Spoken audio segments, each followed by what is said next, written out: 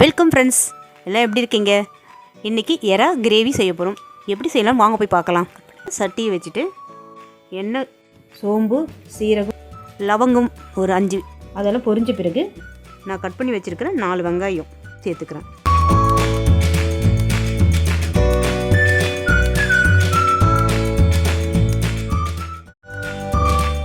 சேர்த்து அது நல்லா வதங்கின பிறகு தக்காளி சேர்த்துக்கணும். நான் 3 தக்காளி கட் பண்ணி வச்சுருக்கேன். இது கொஞ்சம் புளிப்பு தேவை, அதனால் நான் 3 தக்காளி சேர்த்துக்கிறேன். அப்புறம் 2 ஸ்பூன் இஞ்சி பூண்டு அதையும் சேர்த்து 3த்தையும் வதக்கிட்டு நான் 1/2 கிலோ எறா தான் அதுக்கேற்றன பொருள். இது 1/2 கிலோ எறா உரித்து வச்சு க்ளீன் பண்ணி வச்சுருக்கேன், அதையும் சேர்த்துக்கிட்டேன்.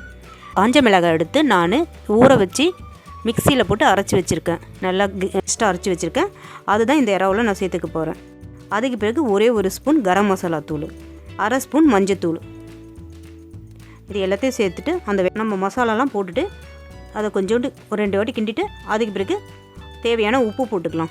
உப்பு சேர்த்துக்கிட்டு நல்லா கிண்டிட்டு கொஞ்சம் கொத்தமல்லி கொஞ்சம் கிளறி விட்டு நம்ம மூடி வச்சிடலாம். மூடி வச்ச பிறகு நேரங்கள் கழித்து திறந்து பார்த்தா அந்த எண்ணெய் பிரிஞ்சுக்கு லைட்டாக வரும். அதுக்கு பிறகு கிண்டணும். ஆனால் தண்ணி மட்டும் எந்த இதுவுலையும் சேர்க்காதீங்க. எறாவில் ஏற்கனவே தண்ணி விடும். அதனால் நான் தண்ணி சுத்தமாக தண்ணியே போடலை. நம்ம சிம்மில் வச்சு சமைச்ச பிறகு எடுத்து பார்த்தா கமன்னு எறா கிரேவி ரெடி ஆகிடுச்சு. நீங்களும் உங்கள் வீட்டில் செஞ்சு பார்த்துட்டு எப்படி இருக்குன்னு எனக்கு கமெண்ட் பண்ணுங்கள். Thank you friends. வீடியோ பிடிச்சிருந்தா மறக்காம சப்ஸ்கிரைப் பண்ணுங்க மக்களே.